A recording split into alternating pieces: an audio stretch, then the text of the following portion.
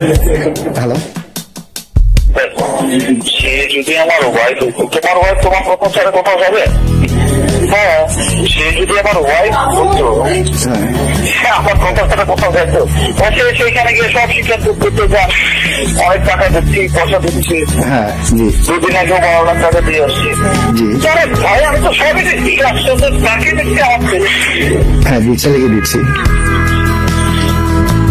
আমি আমার দায়িত্বটা পাবো। এটা হচ্ছে শাকিব খানকে ধ্বংস করার একটা প্ল্যান। শাকিব খান ধ্বংস, বাংলা চলচ্চিত্র ধ্বংস। জি আর সেটা বলছে আমার সাথে জি জি ভাই, তাহলে কি আপনি কি এই বিষয়ে কোনো পদক্ষেপ নেবেন?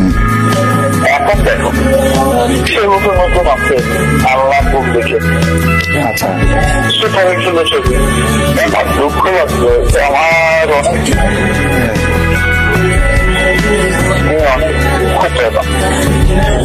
আমার ছিল না ভাই আমরাও চাই না ভাই, এভাবে দেখতে চাই না।